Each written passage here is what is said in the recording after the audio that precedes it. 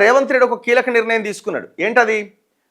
ఈ TESCAB and DCCB పిఎస్సిఎస్ల పాలక వర్గాలు మొత్తం రద్దు చేసిండు. అంటే మొత్తం ఇది రద్దా లేకపోతే దేనికోసం రద్దు చేసిండు అన్నది చూడాలి.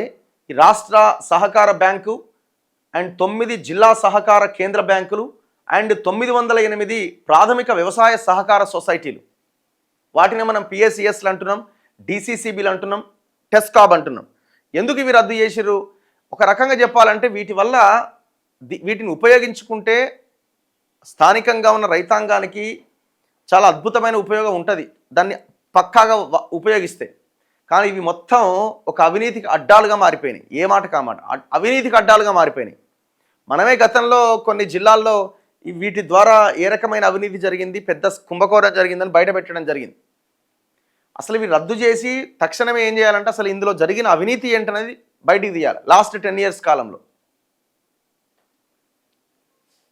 రాష్ట్ర సహకార బ్యాంక్ తెలంగాణలో 9 జిల్లా సహకార కేంద్ర బ్యాంకులు అండ్ 908 ప్రాథమిక వ్యవసాయ సహకార సొసైటీల ప్రస్తుత పాలక వర్గాలు రద్దు చేసి వాటి స్థానంలో అధికారిక పర్సన్ ఇన్ఛార్జీలను నియమిస్తూ ప్రభుత్వం శుక్రవారం ఉత్తర్వులు జారీ చేసింది. అంటే మొత్తం వాటిని రద్దు చేయడం కాదు, పాలక వర్గాలను ఇప్పుడు ఎవరైతే పాలిస్తున్నారో ఆ పాలక వర్గాలను రద్దు చేసింది.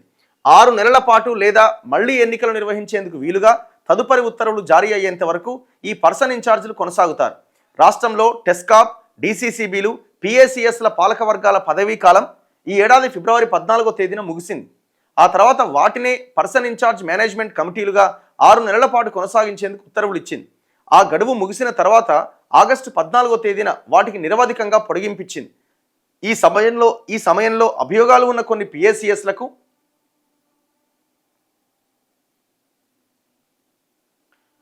పాలక వర్గాల స్థానంలో నామినేటెడ్ ఇన్ఛార్జీలను కూడా నియమించింది.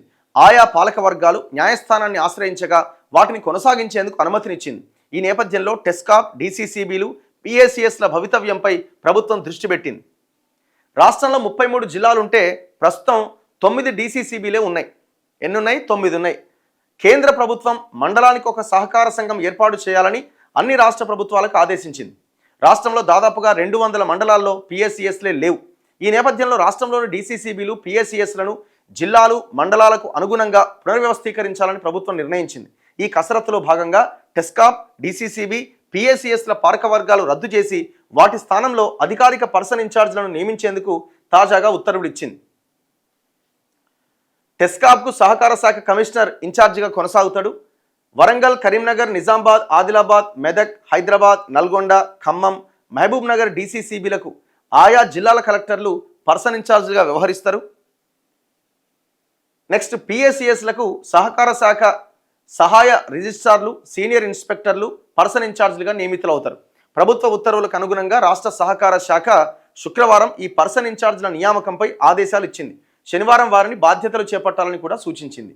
సో దీన్ని పూర్తి స్థాయిలో ప్రక్షాళన చేసి రైతులకు అందుబాటులోకి తీసుకురావాల్సిన అవసరం. దీని వెనకాల పెద్ద కుంభకోణాలు ఉన్నాయి.